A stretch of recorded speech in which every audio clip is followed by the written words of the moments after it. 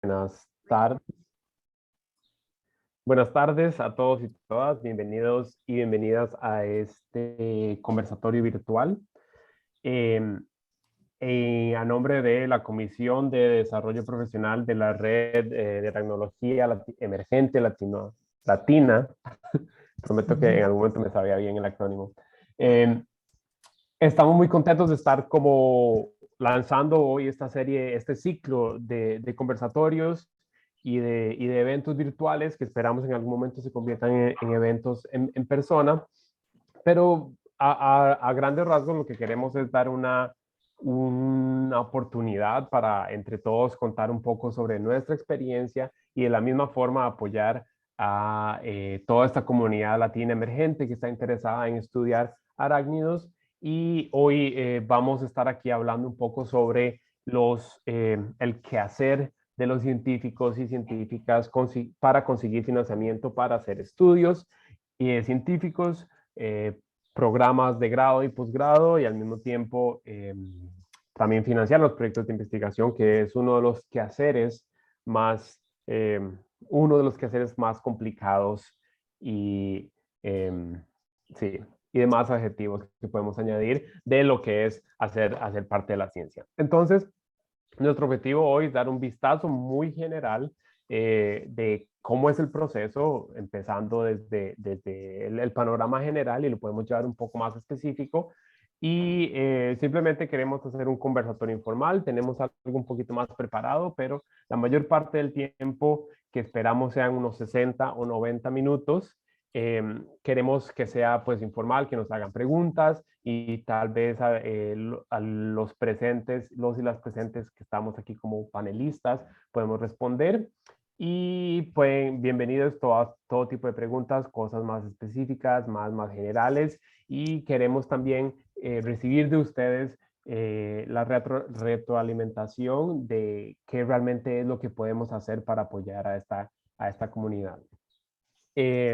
Vamos a presentarnos las 6 personas que estamos aquí como en la mesa redonda virtual. Mi nombre es Ignacio Escalante, yo soy costarricense, graduado de la Universidad de Costa Rica. Después me gradué de la Universidad de California en Estados Unidos y actualmente soy un investigador postdoctoral en la Universidad de Wisconsin en Milwaukee, Estados Unidos. Bien, me toca a mí ahora. Hola a todos y todas, yo soy Pedro Volati, soy actualmente postdoctorando en la Universidad Nacional de Córdoba y también me gradué y me doctoré en la misma universidad de Argentina.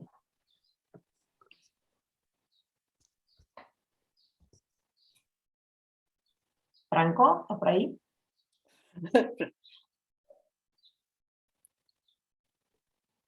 Creo que se le cortó a Franco. Bueno, Anita.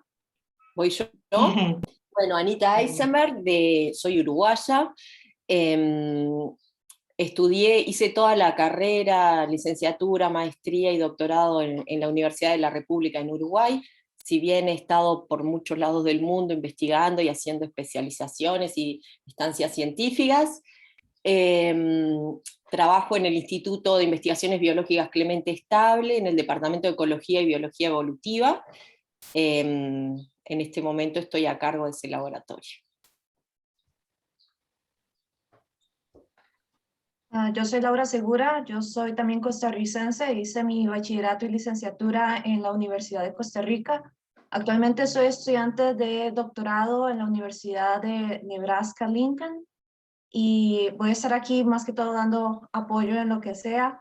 Y sí.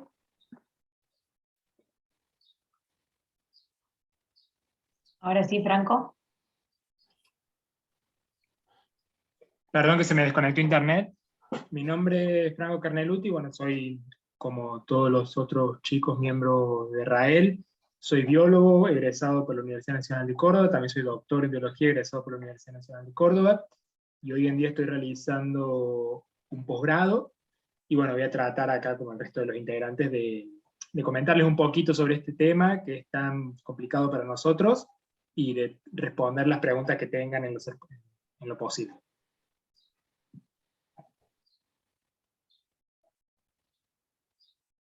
Fabián.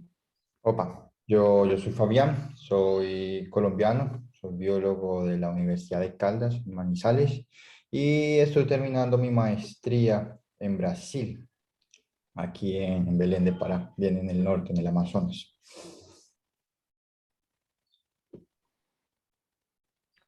Fabián es nuestro traductor designado hoy, nuestro vínculo entre el castellano y el portugués. Así que, por favor, Fabián, siéntate en confianza de traducir y recordarnos cuando estamos extendiendo mucho el castellano.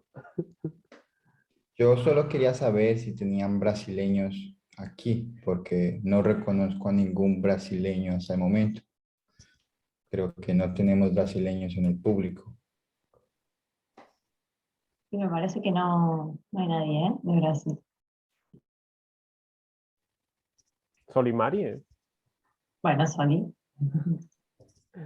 No, Muy quasi. bien.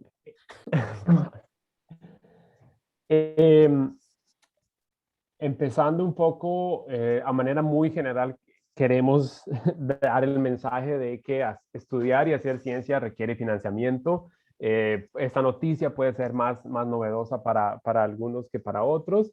Y la fuente de financiamiento es muy variable a través de las diferentes etapas de la ciencia, ya sea el estudio, conducir investigación, pagar por temporadas de campo, etcétera, equipo, etcétera. Generalmente tenemos tres fuentes principales de financiamiento, que son las agencias gubernamentales, las agencias estatales o más regionales, dependiendo de la política de cada país, y entes privados pueden generalmente, son las tres fuentes principales de financiamiento, y a esto quiero añadir también que a veces muchas de estas fuentes tienen un componente internacional. Entonces hay financiamiento que se brinda de manera internacional, como cubriremos hoy. El segundo mensaje que yo particularmente quiero dar es que el proceso de acceder a estas fuentes es generalmente complejo, pero lograble, y muchas veces tiende a ser muy competitivo. Entonces, parte del entrenamiento en ciencia que actualmente recibimos incluye un poco entrenarse con cómo acceder a estas fuentes de financiamiento. En este conversatorio, nuestro principal objetivo es dar un vistazo muy general de este proceso, así como responder ciertas preguntas específicas, y siéntanse en confianza de poner en el chat que vamos a estar monitoreando, o en el momento que tenemos para hacer preguntas abiertas, cualquier cosa por general, por básica o específica que consideren. La idea es que tengamos este espacio. Después de este evento vamos a elaborar un documento que va a estar disponible en nuestra página de internet, donde vamos a resumir e incluir muchas de las fuentes de financiamiento, las listas y demás recursos de los que vamos a hablar ahora, así que no hay mucha prisa para que estén apuntando enlaces y demás. Queremos también digerir toda esta información de una manera poco amigable. A manera muy general, hay varias categorías de becas, y realmente todo lo que hacemos en ciencia tiene alguna fuente de financiamiento, y entonces aquí les muestro una beca clásica para la comunidad aracnológica, que es la beca de la Sociedad Americana / Estadounidense Aracnológica, que pretende principalmente financiar, dar pequeños premios de investigación, pequeños apoyos financieros para conducir investigación. Entonces, a veces estamos aplicando directamente a fuentes que incluyen hacer investigación, pagar, por ejemplo, como menciona esto, pagar los gastos de viaje, pagar los gastos de museo, visitar colecciones, pagar equipo de laboratorio, comprar alcohol y viales y demás tipo de materiales. Existe también becas para hacer pasantías, que son muy variables a través de los países y las agencias. Aquí les muestro una beca de pasantía en el Instituto Smithsoniano en Panamá, donde uno como estudiante de grado o de posgrado puede aplicar como pasante, y de esa forma se involucra ya sea por un proyecto propio o involucrarse a una línea de investigación o a un proyecto de investigación que ya está sucediendo ahí.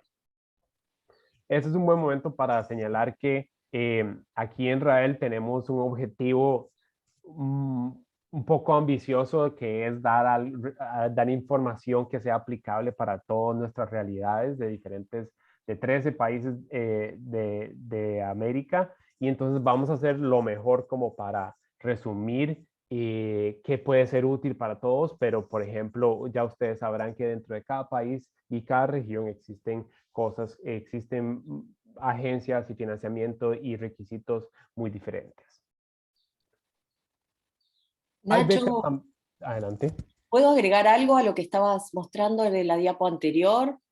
¿Cómo no? Ya que me consta que aquí hay gente que en este grupo que ya han terminado sus estudios de posgrado y eso y están doctorados, que también hay becas del Smithsonian, las Short Term Fellowships, que son para investigadores ya doctorados, y hay becas de postdoc también. Solamente eso. Sí, gracias, Anita. Aquí en la página, bueno, eventualmente compartiremos esto en la página del Smithsoniano en Panamá, en los programas académicos. Ahí tiene la lista de todas esas opciones que generalmente son muy buenas. Son muy buenas.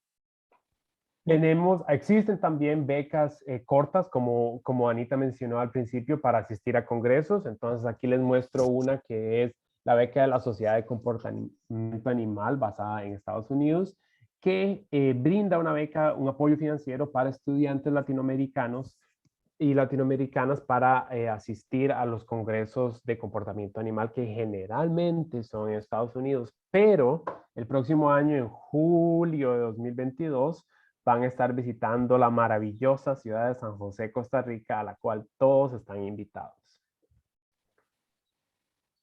Hay becas también para estudiar en otro país. Les muestro un ejemplo de una beca, de una de las becas principales del gobierno estadounidense para reclutar estudiantes a su país.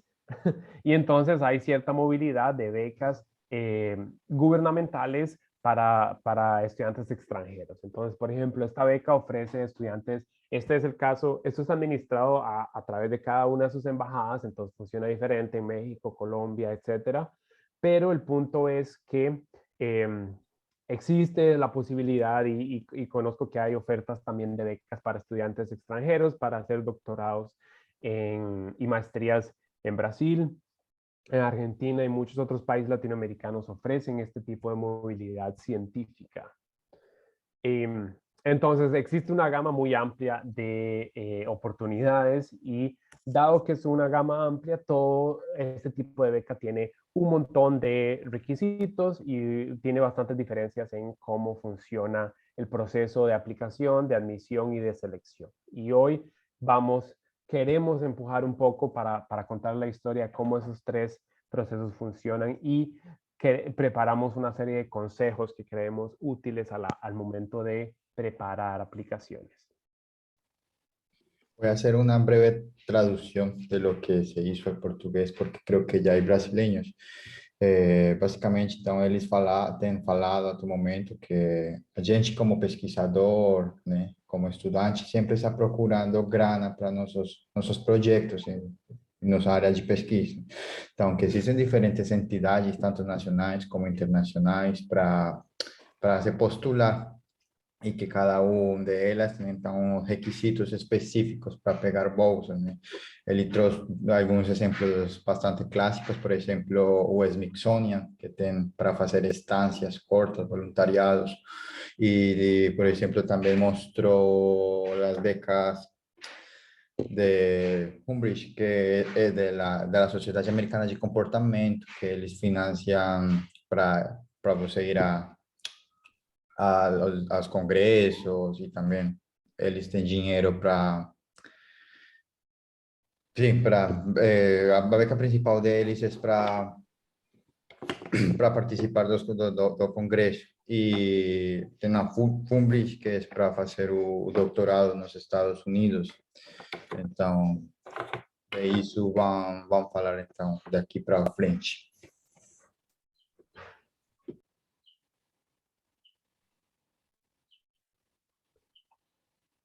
Gracias, Fabián. Franco, ¿está por ahí? Sí, ¿me escuchan? ¿Se me escucha bien? Sí. Perfecto. Perdón, mi internet acá se corta, así que estamos con Fedra. Por la duda que se me corte, ya va a continuar si yo no puedo. Bueno, en base a todo lo que dijo Nacho, ahora lo que vamos a tratar de hacer es introducir 4 temas que creemos que son los más importantes para tener en cuenta a la hora de pedir un proyecto de investigación, incluso de aplicar a una pasantía o para salir al exterior, que van a ser cómo cumplir y desarrollar los requisitos, la burocracia relacionada a la aplicación, planeamiento de la aplicación y cómo estar al tanto de los llamados.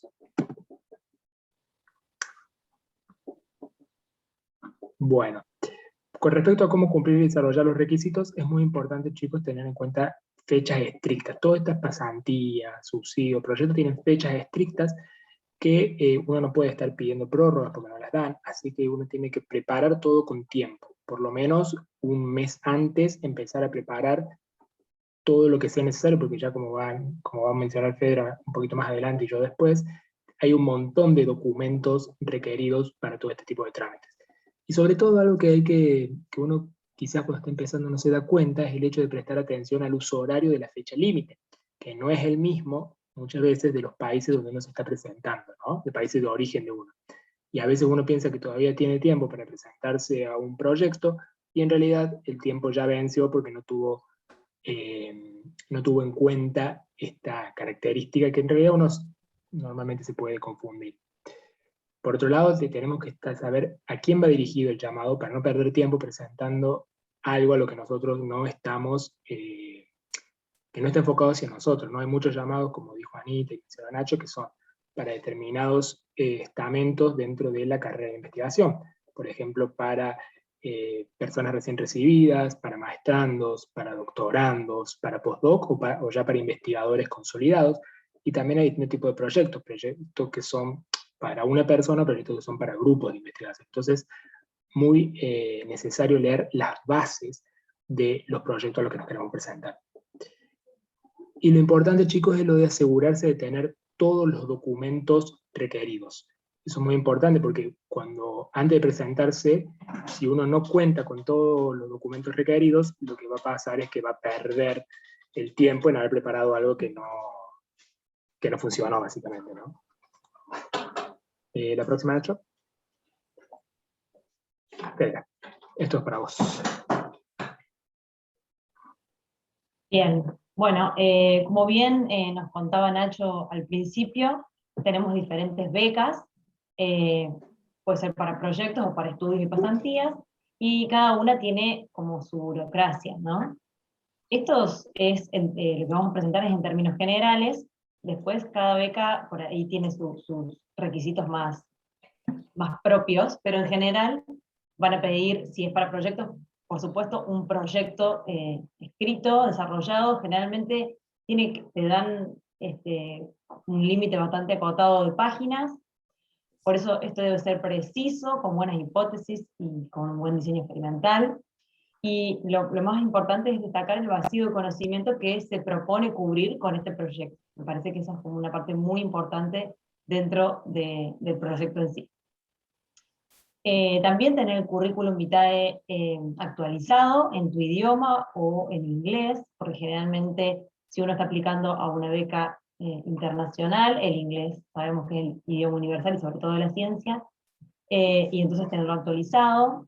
En este caso también suelen pedir presupuestos, que bueno, Nacho después va a explicar un poquito mejor este punto, pero también suele ser bastante engorroso de armar, porque uno tiene que tener en cuenta, o sea, primero estimar cuáles van a ser los gastos y empezar a calcular qué cosas se pueden introducir en ese presupuesto y qué cosas se escapan del presupuesto, ¿sí? Para nunca excederse de lo que dan, ¿no? La siguiente. No sé si querés traducir, Fabián, lo que dije recién, perdón. Então, a primeira parte, Anterior. a primeira parte eles falavam um pouco sobre toda essa parte burocrática, né? Que geralmente cada uma dessas bolsas tem uns requisitos e é muito bom você revisar tudo isso com tempo para você preparar toda a documentação. A maioria vai ter um pouco semelhança nos documentos que precisem, mas outros não. Então, é muito importante preparar isso com tempo, olhar muito bem esse tipo de bolsa a que está destinada, né? Porque, por exemplo, você não pode aplicar a uma bolsa de comportamento se seu trabalho é com taxonomia. Então, você tem que ter muito em conta isso, né? E também, por exemplo, tem que olhar bem o pressuposto que eles estão oferecendo, que seu projeto encaixe um pouco no que eles estão otorgando. É muito importante ter o currículo atualizado. Se são becas internacionais, bolsas internacionais, é bom ter em inglês, né? Por conta que é o idioma universal. Por exemplo, as datas talvez sejam uma das coisas mais importantes, por conta que muitas bolsas também estão pedindo, por exemplo, exames de proficiência em inglês. E esses exames têm umas datas específicas. Então, por isso é como essa importância de preparar tudo isso com antecedência.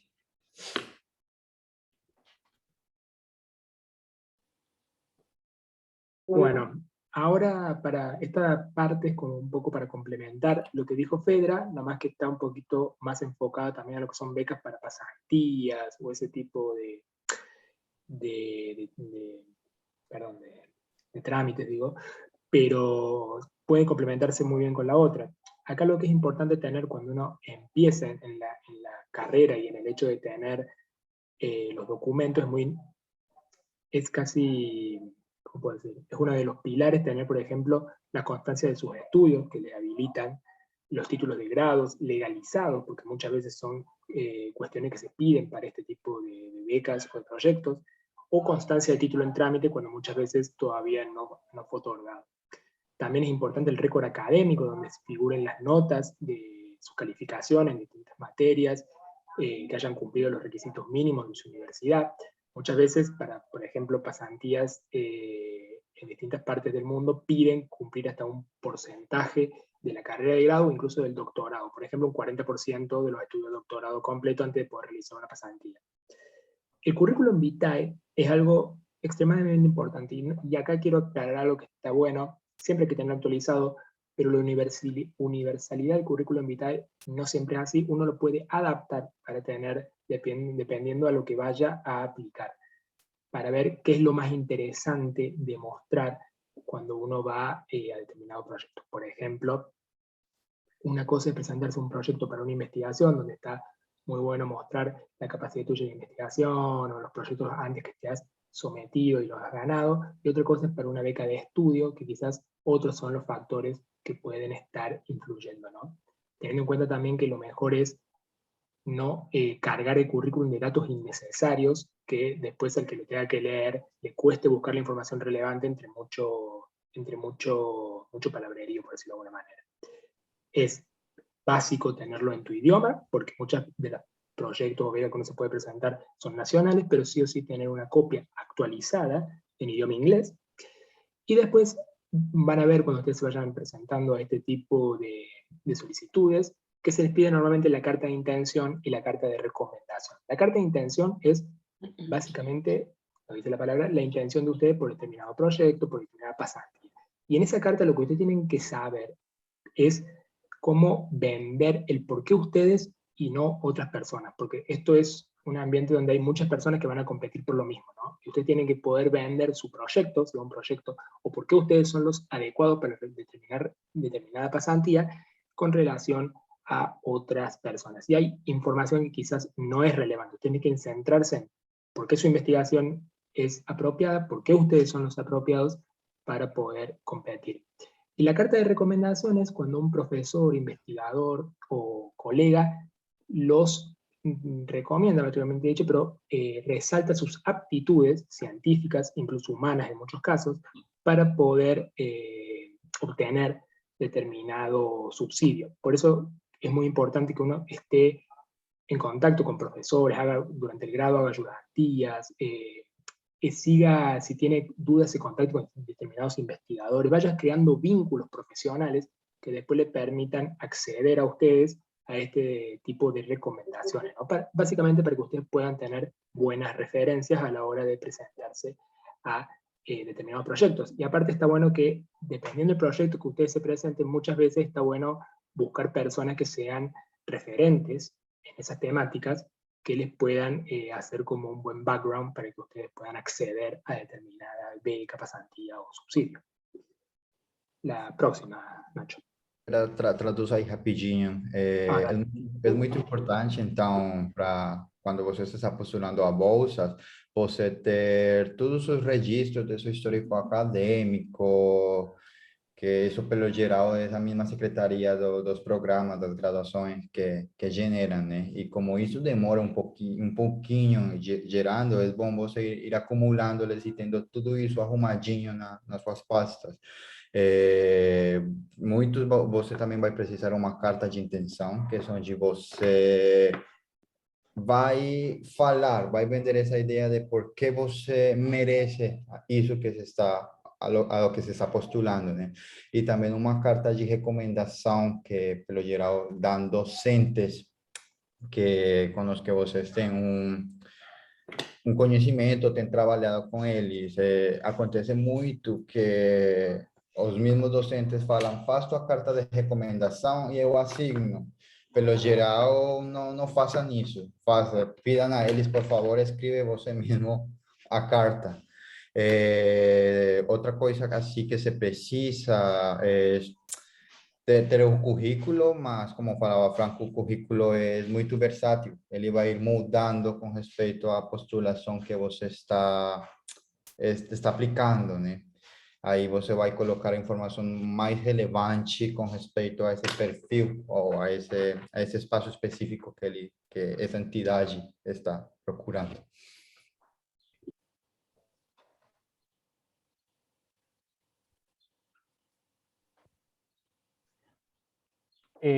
Bien, entonces creo que aquí lo que pretendemos es delinear un poco el proceso de cómo se planea una aplicación, cuáles son las secciones generales de una propuesta, hemos hablado un poco de esto, y bueno, para no reiterar mucho, lo que quería, aquí muestro una figura con las partes generales de un proyecto de investigación principalmente. Y como mencionaba Fedra, el punto que queremos hacer hincapié es que en este tipo de investigaciones, en este tipo de propuestas para investigación, la justificación tiende a ser uno de los aspectos más cruciales para ayudar a obtener el financiamiento, ¿no? A delinear específicamente cuál es el problema de investigación, cuál es la necesidad de conservación o de cualquier otro tema por la cual ustedes están desarrollando la propuesta y cómo eso va a generar resultados inequívocos para resolver ese problema, ¿no? Entonces es importante tener un entendimiento, un planeamiento de lo que va a ser la propuesta, la información que se va a generar y conectado a eso, delinear con mucho cuidado cuál va a ser el presupuesto de las actividades que van a conducir. Porque como están pidiendo financiamiento, se espera que también la cantidad de plata que se esté pidiendo esté bien justificada. Entonces el presupuesto generalmente es una lista, como una lista de compras en la cual uno delinea cuáles son las categorías en las cuales se va a invertir el dinero y cuánto cuesta cada ítem que van a comprar, cuántos van a comprar, en general incorporando también los impuestos de venta y otro tipo de tasas y tarifas añadidas para que se den en definitiva un presupuesto real, conciso y que va a ser, con el cual va a ser posible responder a ese proyecto de investigación que plantearon. Aquí incluyo algunos consejos de lo que uno espera o la forma en que uno prepara algunas de estas propuestas que hemos mencionado, pero son este tipo de cosas que siempre está bueno oír más de una vez.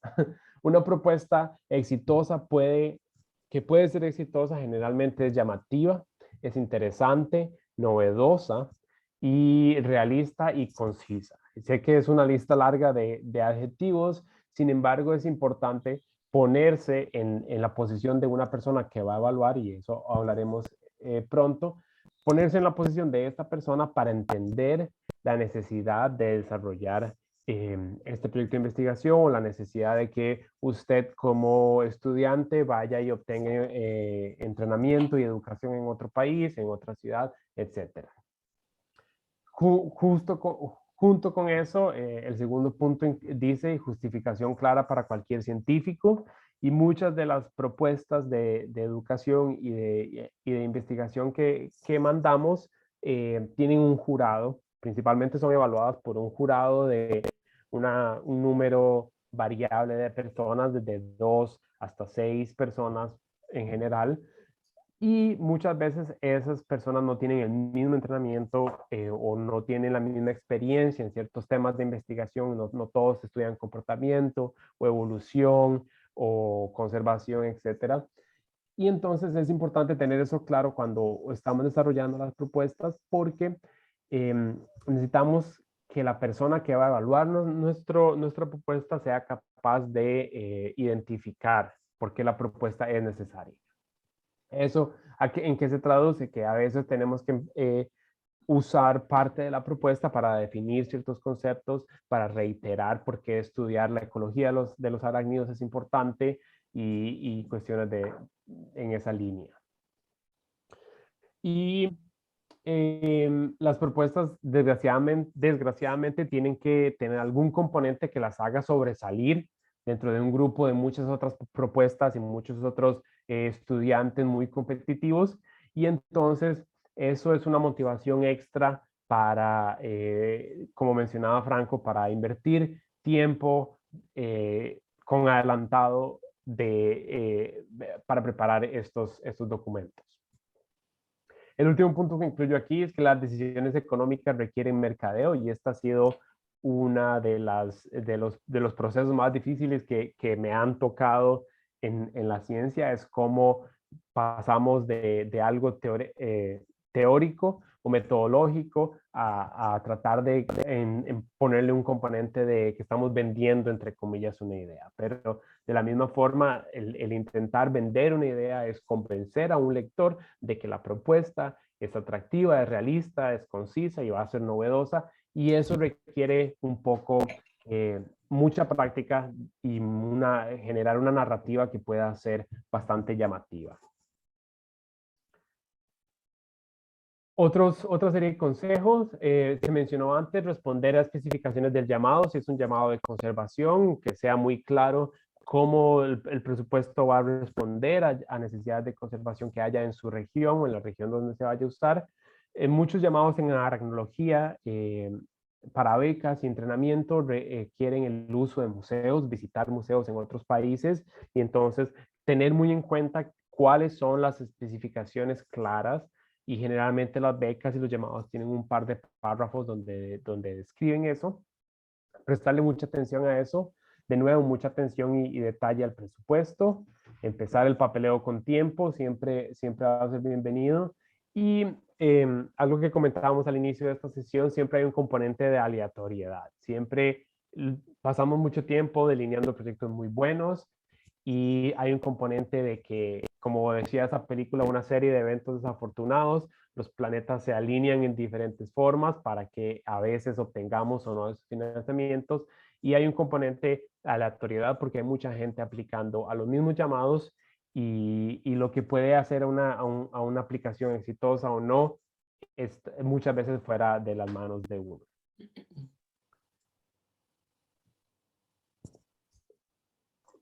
Bueno, pero entonces, ¿dónde pueden estar estos llamados para que uno se entere? Porque también es difícil muchas veces enterarse de llamados, porque uno tiene que buscarlos muchas veces los llamados. Nos llegan por osmosis, por decirlo un momento, y nos enteramos de todos los llamados. Pero bueno, acá le vamos a dejar algunas ideas donde ustedes pueden ir a buscar información sobre llamados para distintos proyectos, pasantías, becas, etc. Vamos a hacer un poco de autopropaganda. RAEL, por ejemplo, nosotros tenemos, ya más adelante se lo muestro, pero tenemos una sección que nos vamos a dedicar a hacer un compendio de este tipo de llamados. También sociedades académicas, como por ejemplo la American Aeronautical Society, la International Society of Technology, de la ABS o la Sociedad de Estudio del Comportamiento Animal. En los mismos congresos uno puede tener información sobre distintos llamados de subsidios. Preguntar a compañeros, muchas veces, por ejemplo, en el laboratorio, compañero profesor supervisor, yo me presenté una beca del Smithsonian porque me enteré por mi director, que fue el que me dijo que me presente, o muchas veces uno habla con un compañero que dice, yo me presenté a esta, que puede ser muy interesante, y uno ve los requisitos y también se puede presentar, y así va haciendo el vínculo. Después, la de redes sociales la voy a dejar el último, pero embajadas también es un buen lugar para buscar información, instituciones, como hay muchas convocatorias de subsidios en los ministerios de sus países, sus ministerios de ciencia y educación, o en distintas universidades, listas de correo de algunas sociedades, y también, si ustedes conocen otra, pueden ponerlo en el chat para ir sumando la lista. Yo lo que voy a hacer un pequeño paréntesis, por eso lo dejé al último, es Twitter y redes sociales. Hoy en día la comunicación a través de redes sociales y de Twitter es asombrosa y nos atraviesa en todos los aspectos. Y en la ciencia es una muy buena herramienta para usarla, sobre todo Twitter. Twitter tiene una dinámica, un fluido de información que es abrumador, porque es mucho y la cantidad es importante. Sin embargo, uno de los mejores lugares que yo he encontrado para enterarme de un montón de posibilidades, bueno, yo ya ahora no, porque no estoy en esa etapa, pero por ejemplo hay un montón de posibilidades de hacer doctorados en el exterior, hay muchas plazas que se abren, y los profesores lo que hacen muchas veces es publicarlo a través de Twitter. Pero para que ustedes se enteren, ¿cómo tienen que hacer? Y bueno, sigan a las sociedades de los intereses que ustedes tengan, sigan profesores, sigan investigadores, muchas veces ustedes leen trabajos, muchos investigadores tienen sus propios Twitters, y en estas redes sociales los investigadores vuelcan toda la información disponible. O sea, aprovechen las redes sociales para la parte científica, porque la verdad es un mundo muy interesante, con mucha información, difícil de digerir muchas veces, porque uno a veces ve algo, lo quiere buscar en 2 segundos y instante, la información ya lo perdió. Entonces también se recomienda que cuando ustedes vean algo lo vayan guardando estas posibilidades y se vayan contactando con las personas que están ofreciendo estas vacantes para proyectos o vacantes para las plazas que pueden estar disponibles. La próxima, Nacho, por favor. Y acá, bueno, esto es un poco más como una promoción. Rael tiene una sección en su página web, que la tienen ahí abajo, en la cual tenemos becas, que no solamente son becas para realizar un doctorado, para realizar un postdoc, sino que también son subsidios, ¿no? Páginas y sociedades que ofrecen subsidios. Nosotros la dividimos como Rael es para el estudio de la aracnología emergente latina. Hay un montón de subdisciplinas dentro de la aracnología, entonces nosotros dividimos por subdisciplina y estamos cada vez tratando de generar una lista más completa de becas, sobre todo para que los estudiantes latinos puedan tener un lugar único donde ir y buscar la beca que le interese teniendo en cuenta el área. Si ustedes conocen otras becas que no estén en esa página web, por favor nos las hacen llegar, y nosotros estamos constantemente tratando de actualizar este repositorio para que quede lo más completo posible. La próxima, Nacho. Y ahora Federa. Bien, bueno, ahora tenemos el agrado de recibir a nuestra invitada, la doctora Anita Eisenberg, que es una investigadora uruguaya, como bien dijo ella, muy reconocida por sus trabajos en biología reproductiva y selección sexual en diversos grupos de arañas. Su principal línea de investigación se centra en el estudio de la biología reproductiva de la subfamilia Alococine. Ha recibido financiamiento de importantes organizaciones, como por ejemplo National Geographic y Smithsonian Institution, entre muchos otros. Y también ha sido evaluadora para múltiples organizaciones nacionales e internacionales dedicadas a dar subsidios a investigadores. Así que la invitamos para que nos pueda dar sus tips de cómo hacer una presentación, una aplicación exitosa, desde el punto de vista de una persona que aplica y también como evaluadora. Que, muchísimas gracias, Fedra, por la presentación. Te sintió la voz mi perro y se subió acá. Porque me reconoce. Bueno, muchas gracias por la invitación. como tengo que ser breve, yo me armé como una diapo que contiene, capaz que, Nacho, si la podés compartir, para ustedes van a ser solo palabras, pero las voy a llenar de muchas otras cosas que he visto evaluando. Me ha tocado evaluar, bueno, desde hace mucho tiempo estoy involucrada con la American, con la ISA, evaluando becas, National Geographic, bueno, diversas fuentes de financiación, y universidades, bueno, con ICIT, con ISET, que me envían postulaciones para becas y demás. Entonces me he hecho ideas de algunas cosas que para mí son fundamentales que ustedes las consideren.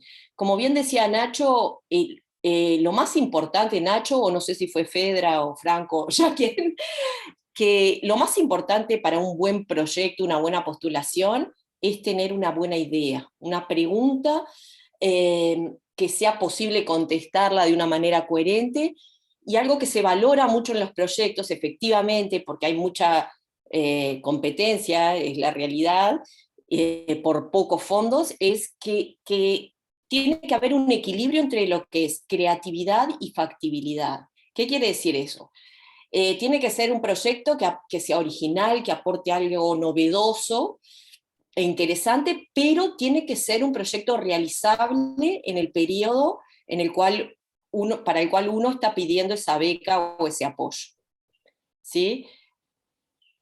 Un ejemplo tonto, pero les puede servir para que se hagan a la idea. Si yo, por ejemplo, mi pregunta es poner a prueba si los chanchos vuelan, eso puede ser muy creativo y original, y puedo diseñar experimentos asombrosos poniendo a prueba eso, pero hay que ver esa pregunta si sirve o no. Si yo me pongo a tirar chanchos desde un edificio alto, si voy a poder responder esa pregunta, y cuál es el aporte que haría esa pregunta a lo que es el estudio de la zoología, del reino animal, de la aracnología y demás. Si podés cliquear la siguiente, Nacho, ahí está. Una cosa que yo he visto en estudiantes varios que tengo en diversas partes de Latinoamérica, entre los cuales hay algunos que andan por ahí, es el tiempo con el cual uno prepara una postulación.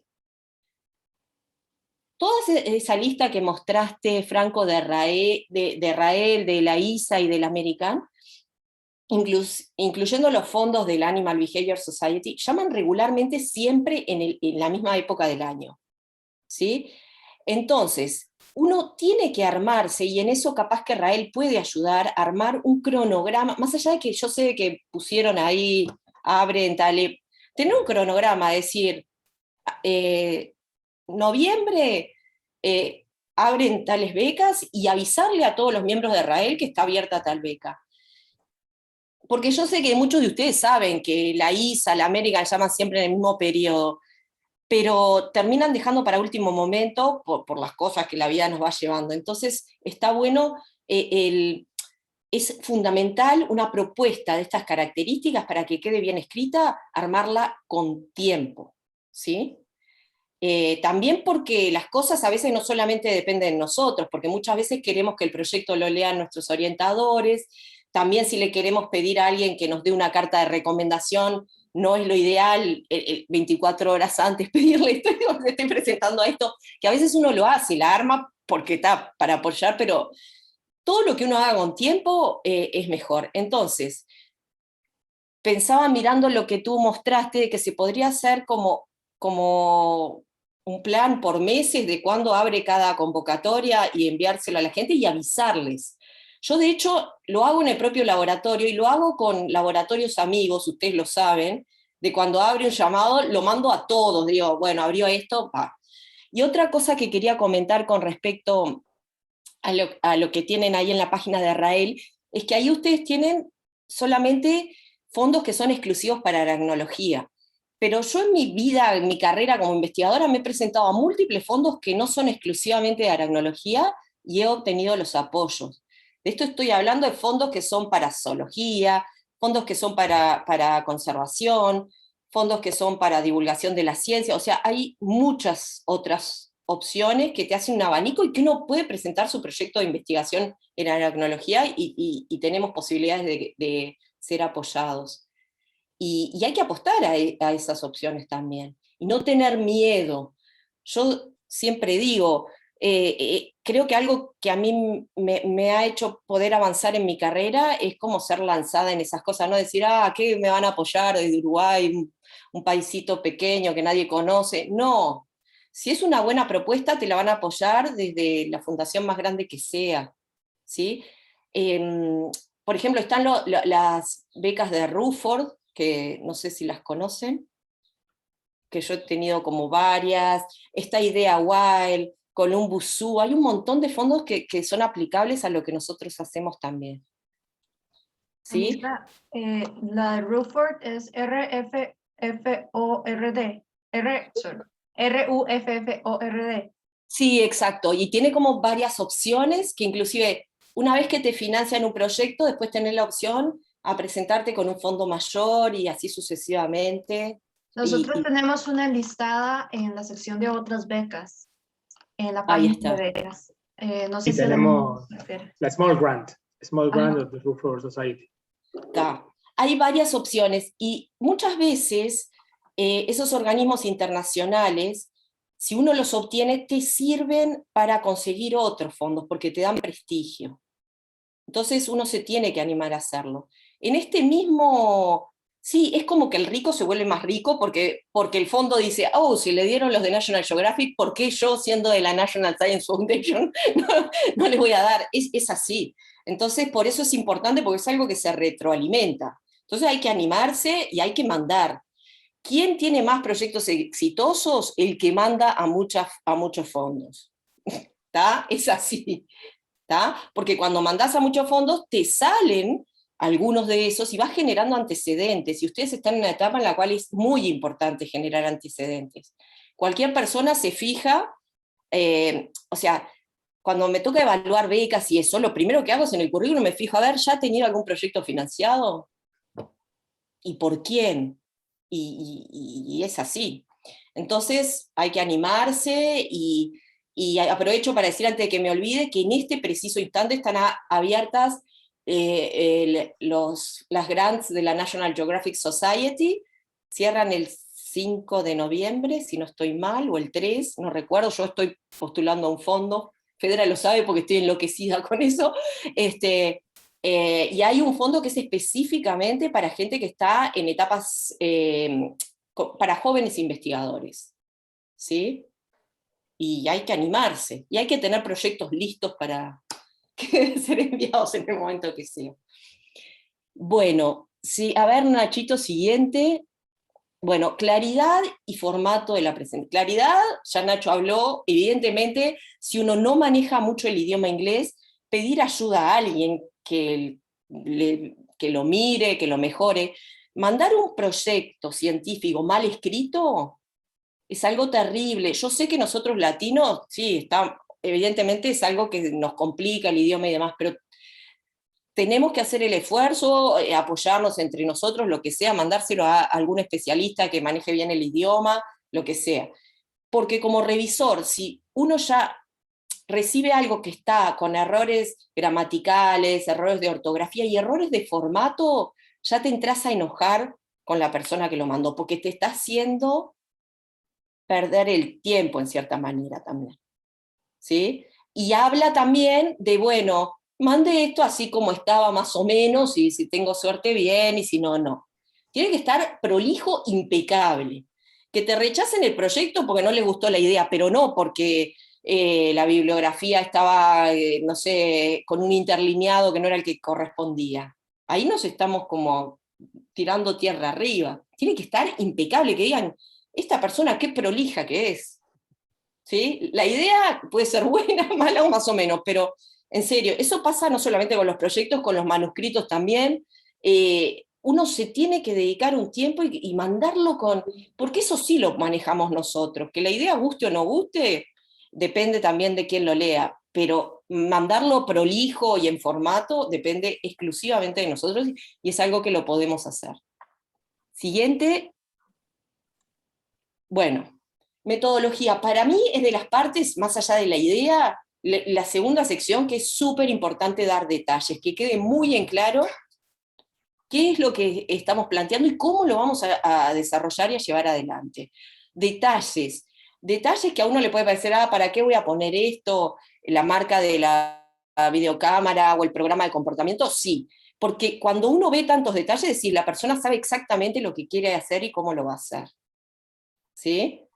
Entonces pongan detalles si tienen, por supuesto siempre quedando dentro del límite de palabras y eso que uno tiene.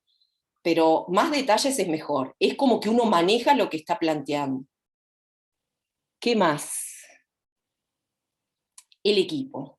Esto es un tema que no lo hablaron ustedes hoy y es súper importante. El equipo es muy importante porque hay casos en los cuales es uno solo, pues si es una beca para un estudiante, bueno, pongámosle que es uno solo. Pero una propuesta que uno vea, la lea y vea de que ese equipo va a generar una sinergia que va a generar cosas nuevas, es muy importante. Y no es poner gente a lo loco, de bueno, es poner gente que aporte desde diversos flancos, desde diversas disciplinas, hacia responder la pregunta que a uno le interesa poner a prueba. Evidentemente está bueno poner, si uno está trabajando con algún investigador súper reconocido y demás, por supuesto que está bueno que participe. Pero además de eso, algo que es muy, muy, muy importante, es que sea un equipo con el cual uno se sienta cómodo trabajando. ¿Sí? Si esa persona es el kiosquero de la esquina y no tiene ningún mérito, igual yo lo pongo en el proyecto, porque si puede aportar desde su lugar, está bueno que sea, que esté ahí. Y también en el caso particularmente mío, ya más como investigadora consolidada y eso, lo que hago es intento que en los proyectos haya gente de la cual yo puedo aprender y gente que también aprenda de mí. Tienen que estar las dos cosas. Uno a cierta etapa de su carrera, y les va a pasar a todos ustedes, está en el lugar que te permite no solamente seguirte formando, seguirte aprendiendo, sino apoyar a otros. Entonces, si tenés esa oportunidad, hacelo. Ponés a un gran y consolidado investigador, pero también ponés a un estudiante que está interesado en la temática y que está bueno que esté ahí. ¿Sí? El equipo de trabajo es muy, muy, muy fundamental. También al momento de que uno revisa, bien, ¿con quién va a hacer esto? Uno mira y conoce, más en ambientes chiquitos como el de la aracnología, ¿sí? Y aprovechar, ahora que está este grupo RAEL, que es de aracnología emergente latina, no latinoamericana, latina, aprovechar para que no sea solo palabras y estos talleres, sino que sea una colaboración real que tome forma en las propuestas científicas, que tome forma en los proyectos de investigación, en los simposios que uno puede proponer para un congreso, que eso sea algo real, verídico, y aparte no hay nada más lindo. Quienes han tenido la oportunidad de trabajar en proyectos multidisciplinarios con gente de distintos lugares saben que es una experiencia que trasciende lo científico. Es algo, un intercambio cultural que es único y que está bueno de que todos lo pasen por eso. Siguiente, Nachito, el presupuesto. El presupuesto, más allá de lo que dijeron, que evidentemente no nos podemos pasar del tope, yo en cualquier fondo que me presento pido todo. ¿Por qué? Porque si yo pido porque hay gente que piensa, y lo veo en los fondos de la American y de la ISA, piden menos pensando, capaz que me dan porque yo pido la mitad y es más poquito. No, señores y señoras. Si pide menos parece que en realidad no lo necesita tanto o lo puede hacer sin el fondo. Entonces hay que pedir el tope y justificar. Está bueno esa gente que arma las tablas diciendo, preciso, 20 pasajes a no sé qué, y justificar cada una de las cosas que están en el presupuesto porque las precisa. Cada una de las cosas bien justificada. Preciso una cámara de fotos, no porque me quiero sacar fotos con mi novia, porque voy a sacar fotos de no sé cuántos animales en tales lugares y eso. Cada ítem bien justificado. Y pedir el máximo, porque es una forma de mostrar que realmente uno lo precisa. Y siempre aparte siempre uno puede pensar en más cosas para destinar recursos, justamente es nuestra limitante. Entonces, no, por pedir menos, al contrario, puede parecer, pide menos, capaz que su propuesta no es tan buena y no está tan convencido, afuera. Ustedes saben de qué cosas mínimas pueden hacer de que la propuesta quede afuera. Entonces, está todo al máximo. A ver, ¿qué más? Cronograma. Hay muchos llamados, las postulaciones que no exigen el cronograma, pero igual hay que ponerlo. Esa es mi recomendación personal. Tiene que ver con lo mismo que hablábamos hoy. Habla de que la persona sabe exactamente lo que va a hacer y cuándo lo va a hacer. No te lo piden, no importa, incluyo como material suplementario mi cronograma, porque yo sé lo que voy a hacer y cuándo lo voy a hacer. Tengo como bajo control todas las variables. Es una buena imagen que uno da como investigadora, como investigador. ¿Sí? No lo piden, no importa, lo mando igual. Yo lo tengo. Y aparte, sobre todo, cuando a veces son fondos de que uno hay dinero para 7 becas y tenés 2 postulaciones que para varios de los revisores están ahí, uno se fija en esos detalles y hacen la diferencia. ¿Sí? Tiene las cosas más claras. Miren, hasta el presupuesto, hasta la marca de la cámara que va a usar puso. Perfecto, me quedo con este. Y hay algo más que puse que es esto. La carta de recomendación que Franco hablaba hoy. Hay que tener mucho cuidado con la carta de recomendación. He visto en fondos varios que a veces, vieron que muchas veces la carta de recomendación el postulante ni la ve, porque piden que la persona la mande por su lado. A veces pasa de que la persona que iba a mandar la carta nunca la llega a mandar porque se le cruzó no sé qué, se enfermó, le dolía la cabeza, no la mandó, y por lo tanto queda queda o anulada la postulación o con menos puntos el postulante, porque al otro, o sea, si es una persona de la cual uno no tenga la certeza que va a cumplir con lo que dice, no lo invites a que te haga la carta de recomendación. Y uno sabe. Hay gente que si te dice la voy a hacer es porque la voy a hacer, no. Y sí, se puede estar, no sé, con un dolor de cabeza o cefalea o lo que sea, y la va a hacer igual porque... Y uno tiene que recurrir a esas personas. No hay que, bueno, sí. No, esa gente que uno tenga la certeza que va a cumplir. Y no solamente que vaya a cumplir con enviarla, sino tiene que ser una persona que nos conozca, que los conozca a ustedes, y que ustedes estén seguros que va a tirar para adelante la presentación. Les parecerá increíble, pero lo he visto, de cartas de recomendación que llegan que prácticamente no solamente no suman, sino que restan a la propuesta que mandó el candidato. ¿Sí? Entonces, y después tenés algunas que son tipo re sobrias, tipo, bueno, es una buena propuesta, creo que la puedes llevar adelante. Hasta la próxima, cariño. Bueno, esa carta no suma nada, pero hay otras peores que hablan, estoy mirando la propuesta y creo que quizá es demasiado ambiciosa. No, o sea, la propia persona que está mandando la carta de recomendación está diciendo esto. Y miren que lo he visto en llamados de fondos de aracnología, para que sepan que son cercanos. Ustedes, la carta se la tienen que pedir a alguien que ustedes sepan que va a ser una buena carta, que los conoce y que va a apoyar la propuesta. Si es un investigador reconocido, bien. Si es un investigador más o menos, pero que va a hacer una buena carta, prefiero el investigador más o menos que va a hacer una buena carta que el reconocido que no tenemos mucha confianza y capaz que hace algo a medias tintas o tirando abajo. Cuidado con eso, porque uno como revisor mira las cartas de recomendación. Y a veces vienen cosas realmente muy feas, que hasta he pensado en retirar los nombres y tenerlas como ejemplo para mostrarle a ustedes, porque sería mucho más expresivo de que vieran, pero hay cosas realmente muy terribles. Y también casos de gente que no manda la carta nunca. O sea que cuidado con eso, gente confiable. Y lo último, ¿cuál es el mejor proyecto, Nacho? Póngalo. Hay una cosita más. Sí.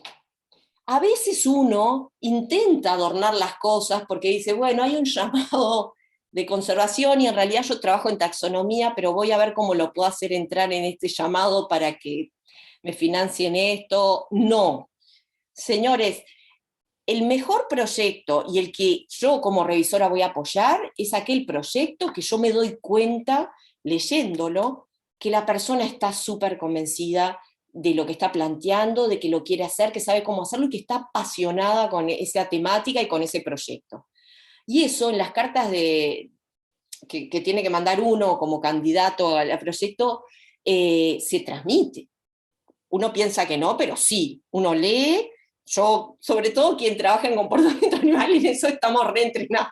Tipo, es un proyecto que aportaría para esto. No, quiero saber por qué a vos y a vos te apasiona este proyecto. Preciso saberlo. Y cuando hay corazón y hay algo verdadero, uno lo lee y lo ve. Y yo, revisora, ese es el proyecto que voy a apoyar. Si está bien planteado, por supuesto, no un disparate por el cual uno esté apasionado, pero si está bien planteado, ese es el proyecto, porque es la certeza de que lo va a hacer y lo va a hacer bien, porque es lo que quiere hacer la persona. Y no tratar forzar de, bueno, este llamado que es para morfología, yo en realidad quiero hacer algo de comportamiento, pero si ajustamos acá esto, eso nunca sale bien. Es muy difícil que salga bien. ¿Está? Hay que animarse. El consejo más grande que les puedo dar es animarse a hacer lo que les gusta y hacer un buen producto para convencer a los demás. Pero no intentar como cosas raras de engatusar, porque los revisores en general son gente que tienen ya cancha y no los van a poder, nadie lo va a poder engatusar con nada. Entonces ahí lo de ser verdaderos y honestos es como lo súper importante. Bueno, sería eso. Cualquier pregunta, aquí está. Excelente, muy buena, Anita. Bueno, ¿qué preguntas tienen ahí? Creo que había... Es bueno sí. aclarar de que hay cosas que yo las he hecho también como estudiantes, de intentar meter los proyectos, no estoy hablando de cosas que me son ajenas, de intentar meter en lugares como... Y no está bueno, porque después lo peor, mirá si te sale y lo tenés que hacer y es algo que no te gusta. Esa es la peor parte. Eso es lo peor. Sí. Tenés los fondos, sí. Pero... Si gustan, doctora, muchísimas gracias. Gracias. No había forma de decirlo mejor. Y le agradecemos de verdad muchísimo por estar aquí, por preparar esto y por toda su perspectiva. Es muy inspirador ver tanta experiencia, tanta trayectoria y bueno, ¿no? De nuevo, gracias. Tanta simpatía, ¿verdad, Nacho? Por supuesto. Queremos en los próximos 20 minutos queremos pues invitarles a que nos hagan preguntas de cualquier tema de los que ya hemos hablado hoy, por pequeño, específico o grande que quieran, así que siéntanse en confianza en abrir su micrófono y hacernos preguntas y veremos la forma de responderlas. ¿Yo puedo hacer un comentario antes de...? Sí. Que siento de que sería muy bueno eso de que ya que está esta red, eso que uno normalmente hacía a la gente conocida, mandarle lo de los llamados, que lo manden oficialmente desde Israel. Bueno, está abierto el National Geographic Early Grants, está abierto ahora, háganlo, o está abierto en este preciso instante, ¿no? Como que, porque hay un montón de estudiantes aquí en este grupo. Sí, estamos planeando hacer un newsletter justamente para comunicar esas noticias que son como de momento, ¿no? Como hacen otras sociedades, está en proceso de realizarse. Y precisamente una de las cosas que estábamos viendo era qué tan frecuente iba a ser esa newsletter e intentar hacerla para que quedara con tiempo suficiente para decir, se abrieron el llamado para el American, para la ISA, más o menos coordinar para que queden muchos llamados que se van a abrir pronto en una sola newsletter, pero eso aún está en proceso. Y una cosa con respecto a la newsletter, también por experiencia, que no sea muy larga, porque si no, como todos estamos leyendo 50.000 cosas y metidos en 20.000 cosas, la gente no la lee. Entonces, a veces un mail cortito diciendo abrió el llamado National Geographic es más eficiente que un boletín. Les digo porque nos ha pasado y nos pasa en la institución. A veces es el mail, ahora está abierto, háganlo. Ujú. Permiso, le voy a es dar la...? la palabra a Aymer Sí, para ahí, para que nos haga su pregunta. ahí está. Vale, muchas gracias, gracias a todos. No, yo quería preguntar más como por el tema, o sea, yo soy un investigador colombiano formado en Colombia y he aplicado a muchos fondos, como han expuesto, con poca tasa de éxito, seguramente muchos errores míos, pero hasta donde he leído también, estos grants también tienen una tasa de rechazo alto para los latinos. Ya se ha comprobado que hay un cierto grado de racismo hacia, no aboco solo a eso, pero sí hay un rechazo más alto si no tengo un apellido irlandés, escocés, alemán. Entonces, no sé cómo afrontar, digamos, también no sé si los fondos en el futuro también van a tener se ha propuesto que hagan como unas evaluaciones como escondidas, que no sepan quién soy yo y que evalúen solo mi propuesta y mi hoja de vida. Porque pues si es difícil, si yo no tengo un título de Harvard, de Stanford, ¿cómo compito con esas cosas? O sea, por más publicaciones que tenga, publico en revistas indexadas, alto impacto, y como joven investigador es difícil romper esa barrera inicial. Sé que es lo que recomiendan es clave, seguir intentándolo, pero pues yo no tengo las facilidades de estar esperando 100 respuestas y escribiendo 100 respuestas. Entonces, quiero conocer también, entiendo todo lo que cuentan, pero también cómo sortear eso, cómo, no sé, yo he seguido referencias de gente de Estados Unidos para aplicar, he organizado mi currículo, he creado una website en los 2 idiomas, he creado muchas cosas y sigo sin tener mucho éxito. Además de que está muy reducido todo y con el coronavirus todo se redujo más. Entonces, sí es preocupante, pero pues sí me gustaría escuchar más desde lo práctico, qué referente seguir y eso. Gracias. Anita. Sí, ahí estaba creo Fabián antes. Ah, a ver, ahí me fijo. A ver. No, pero mi pregunta es para ti, Anita. Puedes responderla Ah, a él y... está. Con respecto a lo que planteás, al día de hoy, te voy a decir, por lo menos las agencias que yo conozco, es una preocupación que se tiene justamente como de que eso no ocurra, lo que tú estabas planteando. Hay comités, comisiones de diversidad a todo nivel, tanto en National Geographic como en la American, como en la ISA, de que velan porque justamente que por ser latinoamericano, por ser asiático, por ser mujer, que no existan esas diferencias al momento de otorgar o no un fondo, un apoyo. Es una preocupación y sería muy mal visto al día de hoy que ocurriera eso. La realidad es que en alguna de estas agencias aún pasa de que quienes evalúan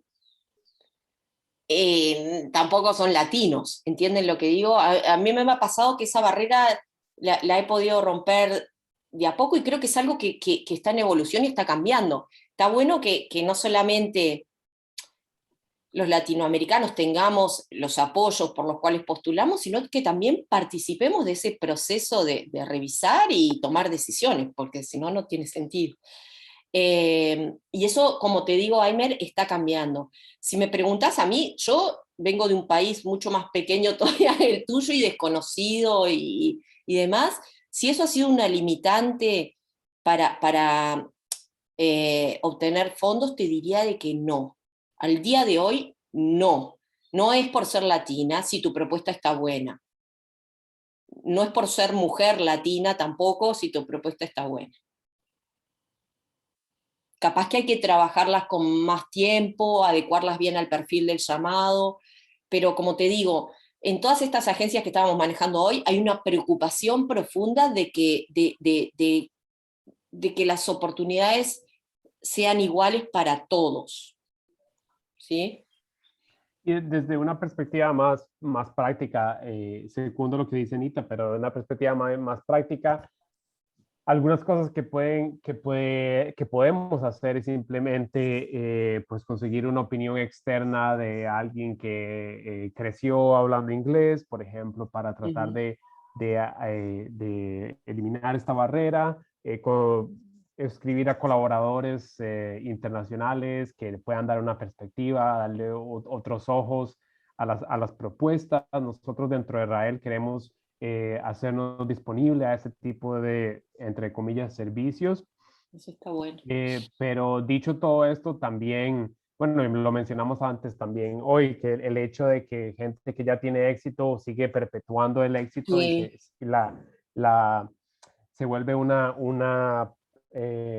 empresa un poco capitalista y esos son barreras que si bien Anita menciona, ha habido cierto progreso y hay momento para enfrentarlas, siguen estando presentes y son cuestiones un poco más profundas, desde una perspectiva más práctica, pues hay cosas pequeñas que se pueden hacer. Y como usted mencionaba, el éxito de cada investigador, la proporción de propuestas que obtiene es bajo, la proporción de propuestas que financian es muy bajo y en general son números, es un juego de números que no hay mucho que hacer más que seguir aplicando, pero también reconozco que aplicar el tiempo que uno pone en cada propuesta es desgastante.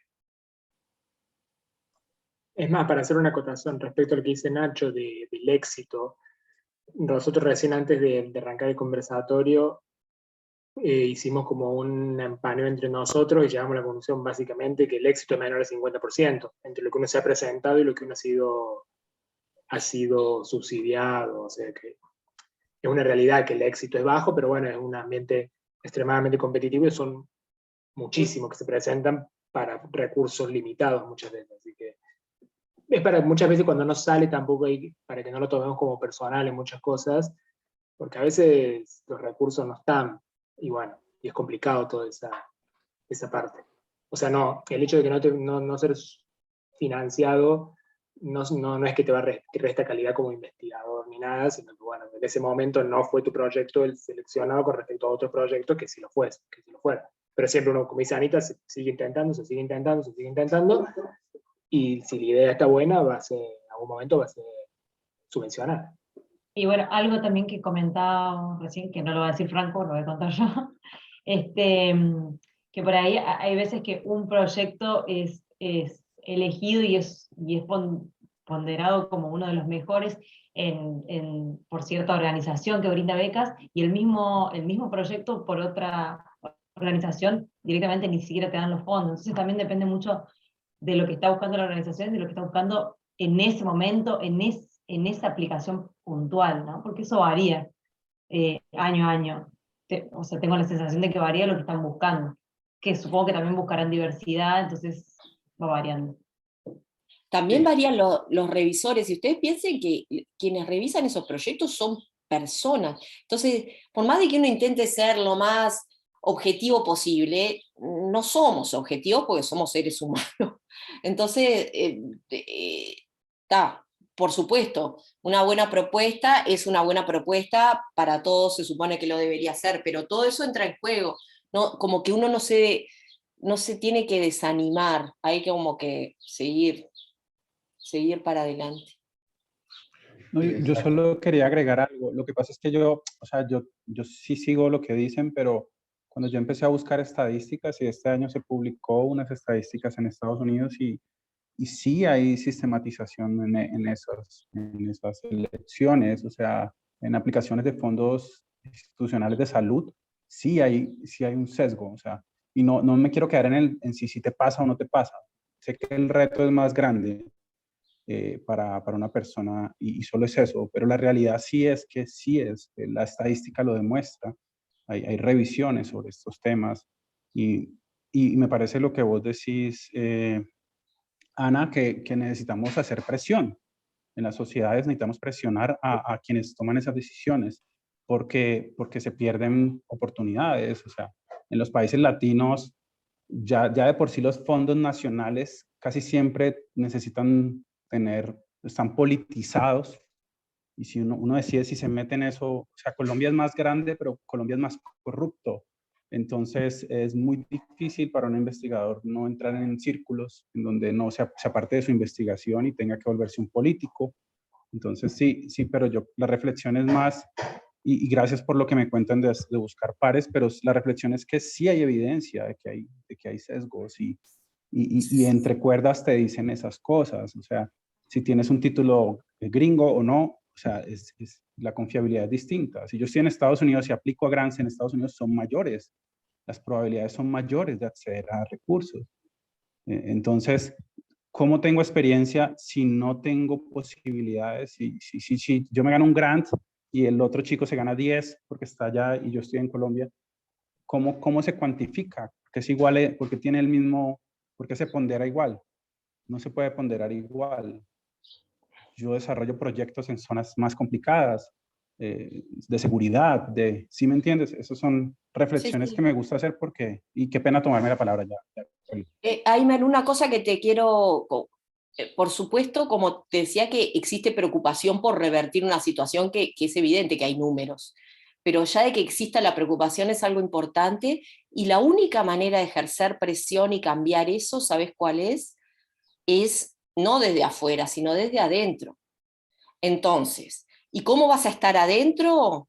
Por tener proyectos financiados por esos mismos fondos, lograr algunos fondos y que te empiecen a conocer, es la única manera. Entonces, es como algo que tenemos como que revertir desde el lugar y desde adentro. De nada va a servir desde afuera decir, esto no es... No, a mí está bueno de que haya más latinos tomando decisiones con respecto a las becas en general, claro que sí, porque ahí podés generar el cambio. Y a su vez, otra cosa que te iba a decir, de que muchas sociedades y fundaciones están haciendo becas específicas para grupos minoritarios, para latinos, para mujeres, específicos, como ya se detectó de que había ciertas dificultades y diferencias en las posibilidades. Ya hay muchas fundaciones que están haciendo llamados clave para cierto grupo minoritario o como le quieras llamar. Ese cambio es lento, pero está ocurriendo, y como digo, la única manera es estando adentro. Desde afuera pataleás y nadie te va a dar atención. Desde adentro es diferente. Sí, yo Y en eso también, perdón, A pensaba riesgo- que, sí, pensaba que a también otra riesgo, forma de... Ay, no sé quién está hablando. Fede, Dale. dale, yo modero, dale, Fede. Después te paso la palabra, Nacho. Perdón.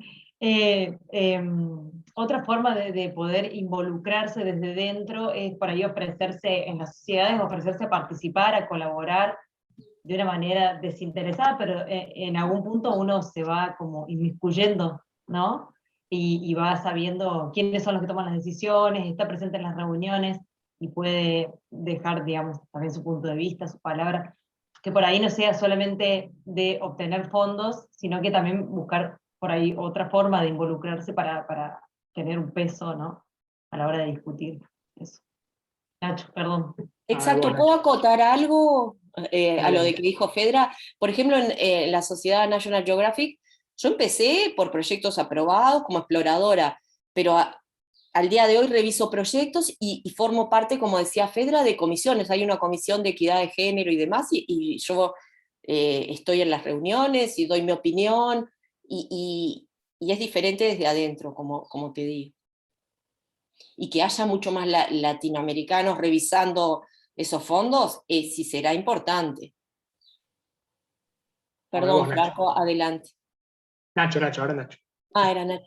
a riesgo de alejarnos de esta discusión que es tan enriquecedora e importante que sucede en la ciencia, yo quería hacer un llamado a que dejemos la puerta abierta para que haya más preguntas y que los participantes, los y las participantes nos hagan preguntas y no de diferente magnitud, si es el caso. El que tenemos ahora es Fabián. Fabián Sí. está con su mano levantada hace 3.000 años. Pobre. No se preocupen. Es interesante ese espacio. Justamente estaba conversando con eso en otro chat que sí, si hay estadísticas para pues en el área donde nosotros desenvolvemos.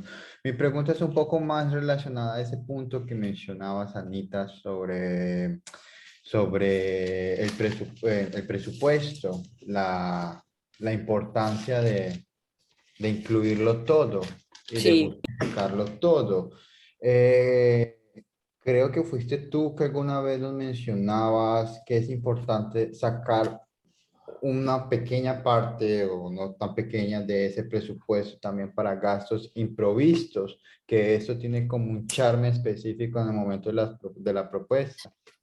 Sí, sobre todo cuando son proyectos, en todo tipo de proyectos, aún los de laboratorio, pero los que son de campo, todos sabemos que muchas veces somos esclavos bueno, uno se fue lejísimo para colectar animales y te llovió todo el tiempo y no pudiste salir porque los animales, o saliste y los animales no estaban. Entonces, se calcula siempre alrededor del 10% del presupuesto total asignar para imprevistos.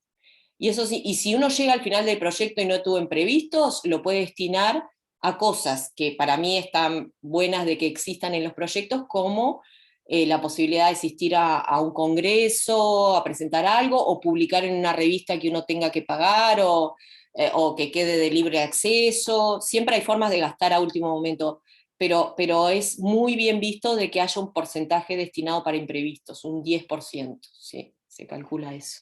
Algo que quiero acotar también, que creo que me lo habías dicho vos, Anita, que no lo dijimos ahora en la introducción, es que como vivimos en países latinos, por ahí siempre inflar un poco los precios de lo que es Por supuesto. el presupuesto, ¿no? Porque a nosotros la verdad que la economía no es para nada estable y por ahí uno cree que va a salir exactamente eso y hasta que te dan la beca y uno obtiene el dinero, el precio cambió, entonces siempre inflarlo un poquito, ¿no? Sí, un poquitito y te diría que bastantito, En porque Argentina puede ser más del 50%, ¿eh? sí, porque cambia mucho y por otra parte, o sea, los costos de las salidas de campo y eso, uno en el norte miran esos números y se ríen, les parece re poco en realidad. A mí me pasó en uno de estos fondos que, o sea, cosas que para nosotros son grandes, para ellos son súper pequeñas. Me pasó de que me exigían, bueno, queremos que nos diga usted cuánto gana en la institución, su sueldo. Me pedían un recibo de sueldo, no sé para qué era. Se lo mandé y me decían, no, pero no nos estás entendiendo, Anita, que queremos tu recibo de sueldo. Le digo, pero es ese mi recibo de sueldo. Y me decían, no puede ser que un profesor titular encargado de un laboratorio tenga ese sueldo. Pues sí, es Latinoamérica, pero para ellos son cifras que son como irrisorias. Entonces, sí, tenemos que inflar. Además de lo de la economía, todo acá, o sea, inflar al doble, sí, algo así. Sí, sí. Bien, ¿Puedo hablar? buen dato. ¿Puedo complementar? Solo, Sí, claro. o sea, no complementar, pero ya que estamos hablando de presupuesto, algo que a veces pasa es lo contrario, ¿no? El presupuesto es poquito en relación a lo que necesitas. Pero aún así, o pues hace poco con toda esa experiencia, ¿no? Yo pedí eso que era lo que me podrían dar y dije, es otra parte que me falta, lo voy a conseguir de esta forma, ¿no? Porque a veces pasa. Entonces tiene que quedar claro dónde voy a conseguir los otros recursos para que también parezca que es viable el proyecto, digamos así. Sí, porque algo que he visto mucho es que ponen, bueno, tengo para el 80% y este 20% lo voy a cubrir presentándome al llamado de National Geographic investigador consolidado. No, señor, porque ese llamado no sabemos si le va a salir o no. Idealmente, cuando uno se presenta para un fondo, tendría que ser realizable el proyecto con el fondo que te estás presentando, o sea, por completo. Pero si no, si pasa de que tiene un límite y no te da para cubrir todo, tenés que decir que el resto, y esto es un consejo personal y es lo que yo hago, lo vas a cubrir con algo seguro, no con la postulación al National Science Foundation, sino con algo que ya tenés real o de tu profesor, como que alguien se va a hacer cargo de eso, pero algo seguro, no voy a postular a 20 llamados y a ver qué me sale. Sí. Tiene que quedar la certeza de que lo vas a hacer. Muchas veces lo que uno hace en esos casos es pedirle a nuestro querido mentor, tutor, orientador o algo, que de algún proyecto diga de que ya proyecto número tal va a cubrir esos fondos, más allá de que después lo haga o no. Eso es otro asunto. Porque capaz que después sí te seguís presentando otros fondos y eso, pero que para quien lea el proyecto que quede claro que no es una posibilidad, que vos ya tenés, que si te dan ese fondo vos vas a poder hacer ese proyecto. Sí. ¿Sí? Le pedís a alguien que tenga fondos que figure como que cubra esa parte, más allá de que, insisto, que después lo haga o no. Ujú. Después uno Sí. sigue buscando fondos, pero que quede como algo comprobable, ¿sí? Ujú. Y lo mismo cuando uno pide un grant para un congreso, no sé, o sea, ok, Sí, me van a dar la inscripción sí, gratis y un pasaje, ok, yo me pago la estadía o mi universidad me paga la estadía o algo así. sí, pero no con gastos personales, porque eso Ok, también sí, no. queda raro. Ujú. Sí, Ok. mi profesor me va a pagar la inscripción al congreso, Sí, o no la sé, universidad la paga eso. universidad, Sí. sí, Ujú. exactamente.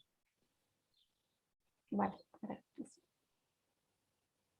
Laura. Yo era más que todo un comentario, más que una pregunta. Más o menos relacionado a lo que se ha dicho hasta ahora, algo que me pasó a mí en mi experiencia de vivir de Costa Rica a estudiar Estados Unidos, era que yo tenía la noción de que en Estados Unidos voy a poder aplicar a este montón de grants y darme cuenta de que una vez al llegar acá no soy elegible porque sí hay muchos grants, pero son para estudiantes nacionales. Ah, eso es Y entonces yo no tuve, cuando yo me di cuenta muy tarde de la Fulbright, para el momento que apliqué el doctorado ya había pasado la fecha, no pude ni siquiera presentarme a la Fulbright. Entonces entré a mi programa y por dicha mi programa me dio financiamiento en el sentido de que yo tengo que dar clases para que ellos me paguen y con eso me mantengo. Que al inicio fue fue una beneficio porque era lo que yo necesitaba, pero ya estoy llegando a un punto donde he pasado 3 años de mi doctorado dando clases 10 meses al año y solo teniendo 2 meses para hacer mi investigación. Entonces, en su momento cuando salió esto, yo dije, no, hay muchos grants, hay formas en las que yo voy a poder conseguir financiamiento externo para que yo pueda dedicarme a mi investigación. No fue el caso porque son pocos los grants que en mi experiencia yo soy elegible por ser latina, por no ser estadounidense y por ser de Costa Rica, porque hay grants grandes que son aplicables si usted es de ciertos países. Si usted es estudiante de Colombia, de México, Argentina, de Australia, de China, para ciertos países hay convenios entre países a los que usted puede aplicar y eso es como algo que hay que tenerlo presente. El lugar de origen importa al fin y al cabo. Pero solo por estar en Estados Unidos no significa que hay un montón de opciones. ¿Hay más opciones de las que yo tenía en Costa Rica? Sí. ¿Son un montón de opciones? No.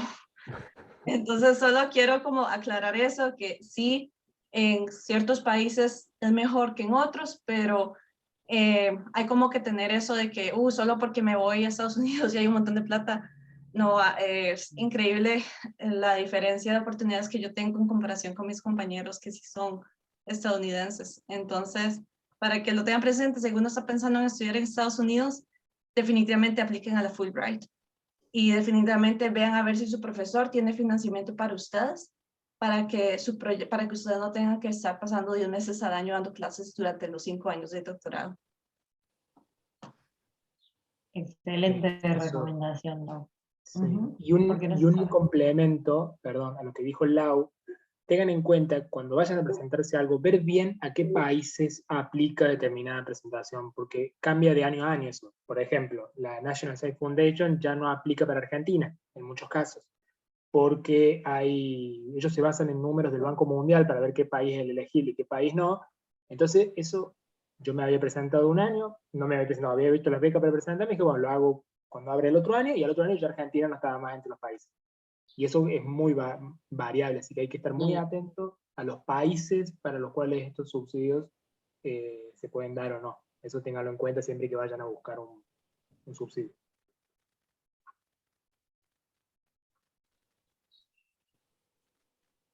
¿Alguien tiene más preguntas? Pueden desbloquear sus micrófonos, preguntar algo. Se pueden preguntar directamente a Anita si es una cuestión, o a nosotros. Hay gente en el chat poniendo cosas, a ver. A ver. Sí, Fabián, sobre... A ver, déjame ver más arriba. ¿Y las cartas de Hay una motivación, pregunta. Fabián? Fabián, de la carta de motivación. ¿Querés hablar, Fabián? Sí, está bien. Con respecto a la carta de motivación, recientemente hice una para una postulación de un doctorado, pero me la corrigieron. Me dijeron que la mía estaba muy cliché y que uno tenía que ser un poco más específico. Entonces quería preguntar sobre la experiencia que ustedes tienen con respecto a esas cartas de motivación. Me decían básicamente, es que está siendo muy romántico en tu carta y tienes que ¿Quién ser te un lo poco... dijo? Pero para, ¿te lo dijeron los del fondo o tu No, orientador? no, mi orientador no, un colega que se lo mostré y para que me ayudara con la revisión del inglés y él me dijo, es que está siendo muy romántico, muy cliché, da para mejorar un poco más y me la mejoró con respecto, pues, ¿sabes? Yo quedé ahí como en duda ok, ¿cómo se hace una carta de Bueno, motivación? en la carta no puede ser larga, tipo que sea como una novela tampoco. No sé si este era el caso. Pero, porque también los revisores nuevamente en general son gente que está como en muchas cosas y tiene que ser, yo te diría que más de 2 carillas, no, no. Ahí, en esas 2 carillas, vos tenés que dar números o datos convincentes de por qué vos sos un re buen candidato, por qué tu proyecto es interesante, novedoso y es factible. Y algo de romance para mí está bueno, no sé, capaz que vos te habías puesto como súper poético, no sé lo que habrás puesto, pero algo de eso que nos hace trabajar con estos bichos y no con otros. ¿Por qué? ¿Por qué estamos en esto? Nadie de los que está ahí conectado está en esto para hacerse millonario porque ya hubiéramos elegido otra carrera. Esto tiene mucho de algo vocacional que llevamos adentro y algo verdadero. Y eso está bueno que se traduzca también en esa carta. O sea, algo de eso, de esa pasión, tiene que estar. Pero también con datos, no puede ser solo pasión. Datos de que demuestren de que vos sos la persona adecuada y que el proyecto es el adecuado para financiar y por qué. Y no larguísima, tampoco muy corta, porque si es muy corta parece que uno no tiene nada para decir, ¿sí? Tiene que ser o sea, una carilla y media está muy bien.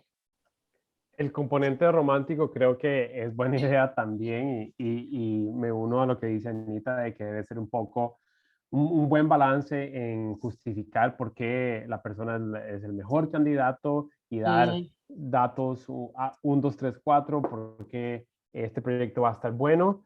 Y la parte romántica siempre es buena y un consejo que me dieron hace muchos años sobre las aplicaciones es incluir algo que haga algo inusual que haga destacar tu aplicación de las demás, sobre todo cuando son ensayos para ser estudiante o cargos específicos. Entonces, de alguna forma, ya sea por tu pasión o por tu interés en estos organismos, en estos ambientes, en estas preguntas de investigación, o algo eh, personal, si te sentís cómodo, cómoda compartiendo esto, porque eso puede hacer que tu aplicación destaque dentro de las demás y eso puede hacer que los revisores se acuerden un poquito más dentro de esas 50 revisiones que leyeron había alguien que le gusta salir a pescar en el Golfo, algo más o menos en esa línea. Entonces siempre es una buena oportunidad de incluir algo más inusual para destacar las aplicaciones, creo. Totalmente, y aparte, como les digo, quienes lo van a leer son seres humanos y uno cuando es algo honesto y verdadero lo sentís. Entonces está bueno que que esté esa honestidad reflejada en la carta en algún lugar.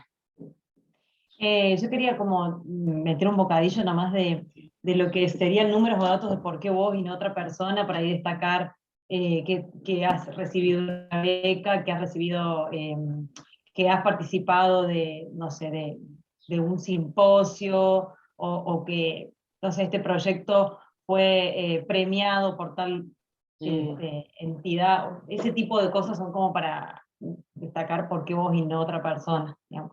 Todo lo que has, más o menos lo que mostrás en el CV, lo mejor de tu CV y que esté obviamente perfilado para lo que estás solicitando, me parece que uno tiene que dejarlo como escrito ahí, ¿no? Es tirarse Sí. flores solo, es raro, pero bueno.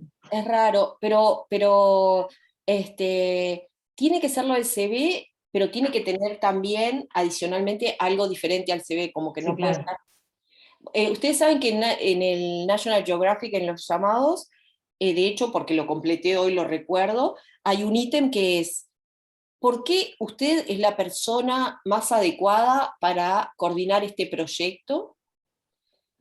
Y ponen, en este ítem resalte cosas que no aparezcan en su currículum y que usted crea de que son importantes que nosotros conozcamos. Está ese ítem, que es muy difícil escribir eso, porque vos sos pero está, sí. Por Bueno, ahí ejemplo, uno puede, claro. ¿qué pones ahí? No, digo, uno ahí podría decir, bueno, vos en tu caso, todos tus años de trayectoria, trabajando también en dos especies que son, no sé si es el caso, ¿no? De una subfamilia, que son especies como muy carismáticas y muy peculiares en algunos comportamientos, ¿no? Por ahí es lo que dice ACB, pero vos lo decís como en palabras. Sí, digamos. también de que ya has dirigido proyectos con gente de muchos países, que conoces a todas esas personas con las que estás trabajando. Bueno, hay como Yo me muchas cosas para acuerdo poner. de ese ítem, Anita, que yo cuando me iba a presentar también era difícil, y también algo que se me ocurrió es porque ellos también van en la capacidad de liderazgo que tenés para Sí, manejar determinado proyecto. Eso también está bueno resaltar. Cuando uno tiene sí, capacidad de liderazgo, resaltarlo, y ahí, no sé si lo poético, pero ahí está bueno, no tan como una lista, sino decir, bueno, ¿por qué? Porque tengo mi capacidad para hacer este tipo de cosas, para coordinar este tipo de actividades, para poder encontrar un ambiente donde se desarrolle cuando va. O sea, ir como a ese nivel de explicación creo que es algo, es sí, re difícil. Yo creo que sí. ahí fue cuando no seguí más, me parece, bueno, después pasaron otras cosas, pero ahí fue cuando se trabó todo. Una cosa sí, para Aimer y para todos en realidad, es que uno se va perfeccionando en esto de escribir proyectos. Las primeras veces a veces no te sale tan fenomenal, pero uno tiene que tener la capacidad de leer cuando te dicen que no y te mandan los comentarios de los revisores. Está bueno leerlos, está bueno en la medida de ser posible aplicarlo, porque el proyecto te permite mejorarlo y volverlo a presentar a otros fondos y demás. Y como te digo, uno se entrena en escribir y en ser bueno escribiendo proyectos. Entonces, cuanto más lo hagas y más receptivo estés a escuchar los consejos del exterior, más posibilidades de tener éxito.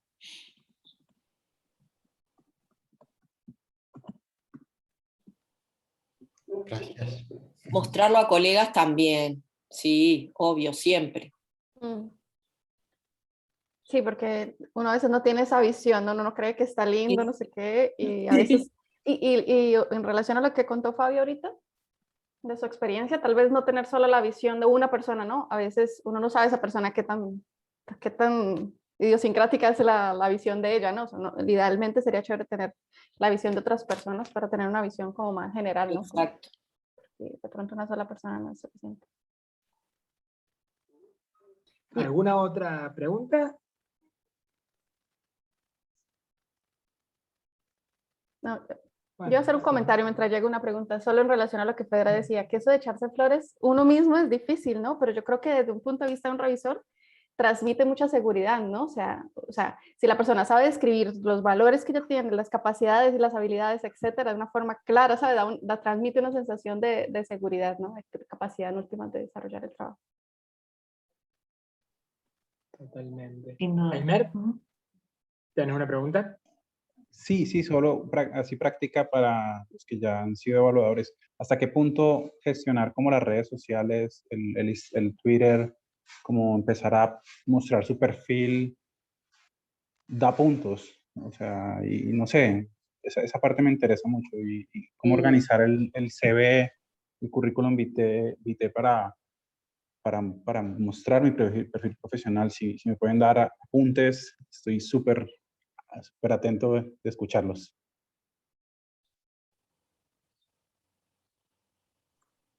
No entendí bien lo de las redes sociales, ¿cómo era esa parte que dijo? Porque no entendía, Aimer, que decías de promocionarte vos en redes sociales para que te den No, puntos, pues o... lo que pasa es que yo veo que cada vez publicas un artículo tú subes haces un Twitter sobre el artículo o haces una salida de campo, estás en tu laboratorio, hasta donde ya se está expandiendo hacia, no sé, por ejemplo, yo apliqué a una beca apliqué a unos fondos y sí me salió ese grant y vi que me estaban viendo el ResearchGate, los evaluadores. Entonces yo dije, bueno, también me mirará mi Twitter. ¿Sí me entendés? Porque ya Sí, las redes sociales sí. son un campo más alto y complementariamente, como yo también transmito eso en el CV. Por ejemplo, yo últimamente he estado usando también lo que mencionaba alguien de poner mis hobbies, o sea, qué me gusta hacer además de la ciencia. Entonces, no sé qué recomendaciones adicionales o si lo que yo estoy haciendo está bien de mostrarme en redes.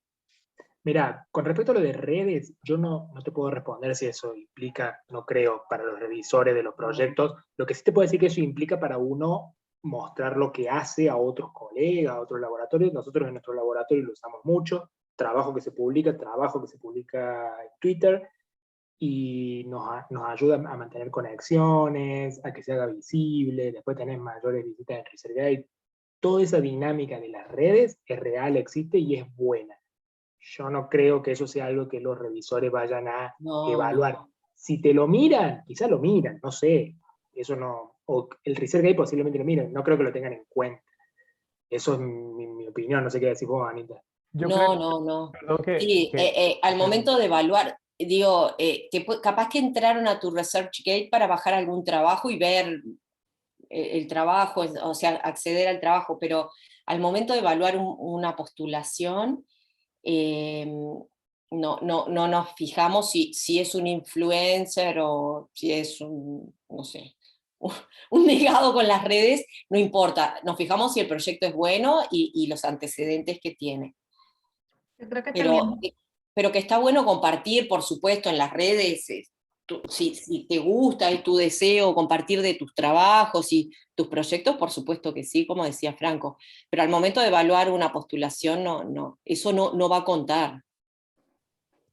también depende de a qué se refiere usted con usar redes, porque por lo menos lo que yo percibo es que son útiles para networking, para hacer conexiones.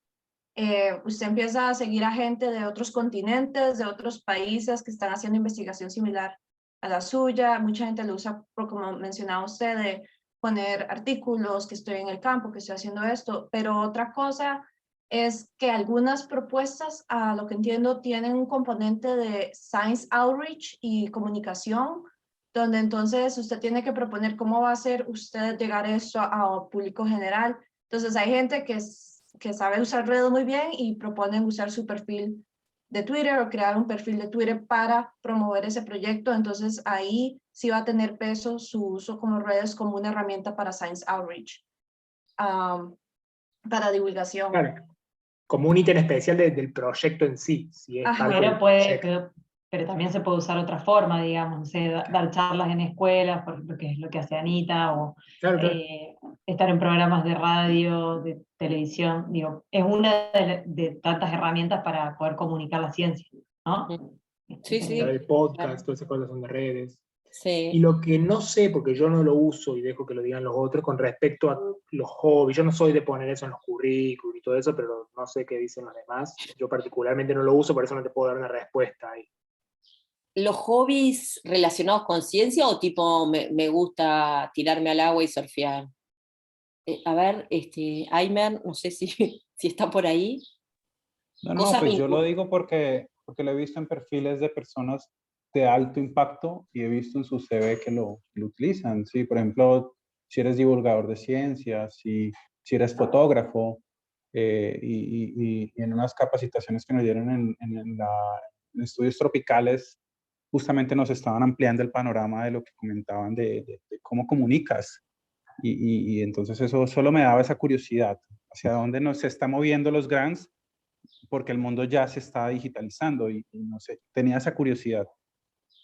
yo creo que son dos dimensiones, en mi mente son dos dimensiones separadas, ¿no? La ciencia, la propuesta, las publicaciones y la presencia digital que tiene cada investigador o investigadora, que es muy personal, que tanto se quiere involucrar en eso.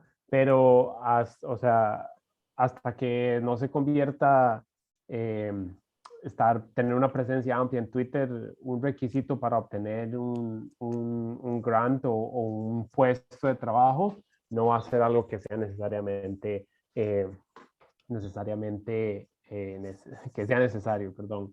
Que aumenta la visibilidad y la visión que tiene la gente de una persona como científica. Eso es algo que sin duda está sucediendo, pero no necesariamente es un requisito, y no que porque mucha gente esté usando Twitter en estos días no significa que todos los científicos tengamos que usarlo, o ResearchGate o cualquiera de esas plataformas.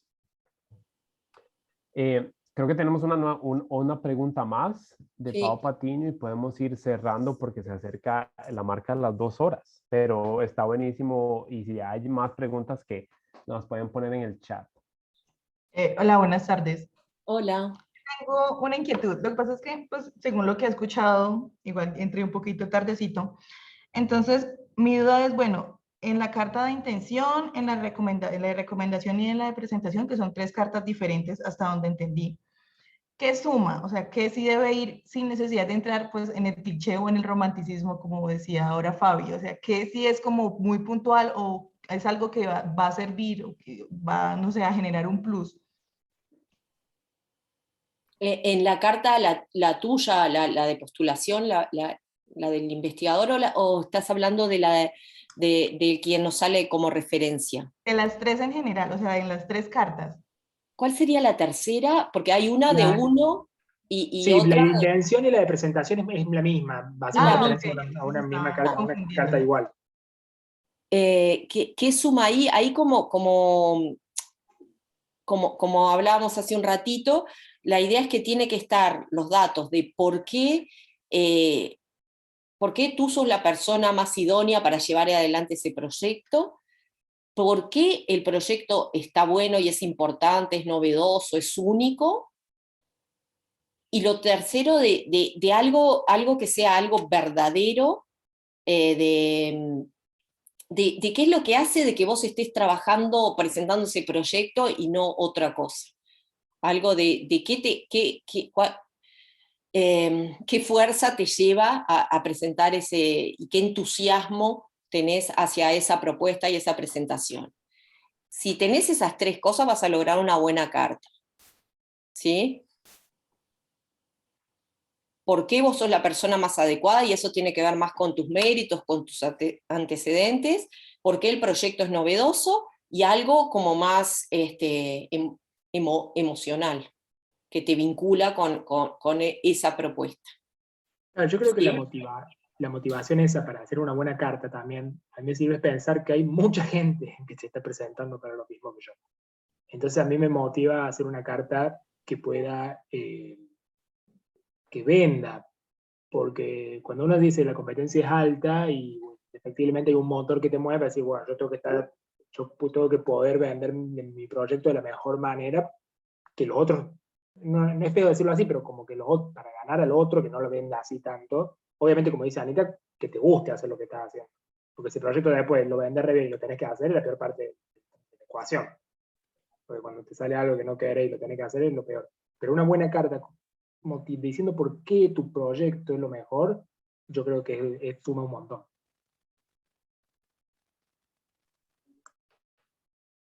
¿Sí, Paola? Sí, qué pena, que está hablando sin conectar el audio. Ok, muchas gracias. Y en cuanto pues a la recomendación, porque me quedó pues sonando lo que contaba Anita ahorita de esos casos de que había unas cartas que en vez de sumar restaban o antes terminaban como de hundir a la persona. Porque uno puede decir, bueno, profe, o no sé, alguien, necesitamos una carta de recomendación, y bueno, sí, ¿qué pongo? Pues no sé, lo que usted quiera, o no, hacia qué se enfoca, hacia qué sí debería uno por lo menos tener uno conciencia de qué necesito yo también en esa carta de recomendación. Y mira, en la carta de recomendación, que idealmente, yo no sé si Franco Fedra, alguien dijo de que a veces la termina escribiendo uno mismo, eso es Lo dijo terrible. Fabi, pero pasa a veces. ¿A quién fue? A mí me ha pasado, No Lo es lo dijo Fabi, pero ideal. pasa a veces. No es lo ideal. No es lo Lejos ideal. está. No. A veces bastante frecuente. No es lo ideal porque se supone que también esa persona referente tendrá algo propio que decir, ¿no? Entonces no es lo ideal que lo haga uno. Pero los pasos que deberían aparecer en la carta de ese referente debieran ser vinculados, tienen mucho que ver con lo que deben aparecer en la tuya propia, pero dichos por otra persona. ¿Por qué ese proyecto es importante, único, novedoso, etcétera? ¿Por qué vos sos una persona adecuada para llevarlo adelante? Y algo como más de, ¿por qué esa persona y no otros? ¿Por qué esa persona es única por esto, esto y esto? Porque es la persona que yo he visto trabajar más duro en el campo durante días y días y nunca bajar la cabeza. Eso es una buena carta de recomendación. Pero ahí, como dice Anita, la carta de recomendación en realidad está fuera de nuestro control. Sí, Sacando está fuera. los consejos que ella dio de las personas que hay que buscar, la carta Sí. queda fuera nuestra porque no podemos influenciar al que se la pedimos, No. que es lo que nosotros queremos. Por Yo eso a lo veces- mejor es buscar sí. a la persona idónea para hacer la carta, más que preocuparse por el contenido. Sí, es que lo debería escribir la otra persona y no uno. Exacto. Y yo en En general el lo que caso, hago es, se la mando también, más allá de que la someto al fondo, lo que sea que me pidieron, se la mando a la persona para que la vea. Simplemente lo hago porque está como diciendo, bueno, esto es lo que yo pienso de vos, es lo que... Es un mimo también, porque es re lindo Sí, recibir una carta que alguien te escriba. Sí. Entonces, Muchísimas gracias. Con sí. lágrimas. también si la persona dice no sé qué poner o qué puedo poner aquí, Sí. es una buena Buscar a oportunidad. otro.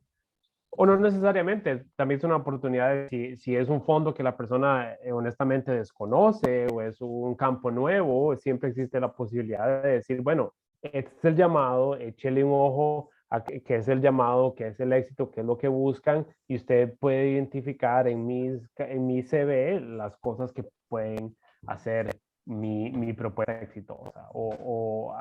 No es lo ideal, pero muchas veces en las cartas que yo he pedido, la persona a quien escribe no está muy seguro qué es este fondo al que estoy aplicando, entonces nada más le paso el dato de que es un fondo para estudios tropicales y está bueno destacar que mi investigación es pionera en este clado, en este grupito de opiniones en sistemas tropicales que son poco conocidos. Nunca está de más un poquito de consejos a quien escribe. Sí, y el proyecto idealmente lo tiene que ver, ¿no? La persona que va a escribir la carta. Soli, ¿tenés una pregunta y cerramos? Sí.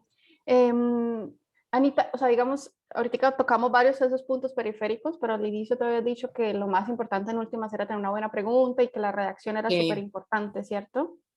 Digamos, nosotros como RAEL estamos también organizando cursos para ir dando herramientas a los mismos estudiantes, a todas las personas acá emergentes, para que consigan hacer ese tipo de cosas. Sí. O sea, digamos, un curso de redacción escrita, que es una de las cosas que tenemos planeadas, o sea, uno de los cursos que están en lista en últimas, podría ser una herramienta indispensable para este tipo de cosas, ¿no? Indispensable. Sí, yo lo creo. Vale, porque sí, yo me imagino que, ok, la carta de recomendación es importante, yo qué sé, tener un tiempo, la metodología, esas cosas, pero escribirlo como tal, así como un paper, es así, es pesado, es difícil, requiere habilidad, requiere como tiempo, práctica. Y, Para mí, eso me parece una idea muy buena de que puede llevar adelante a Rael, de cómo escribir la propuesta, algún taller sobre eso, y también sobre redacción de artículos científicos. Creo que hay algo ya tuvieron. Sí, no, vamos, tenemos digamos, un curso en lista, digamos, de los Ahí está. profesores. A mí me parece como fundamental. Vale, super, gracias. Muchas gracias, Anita. No, gracias a ustedes.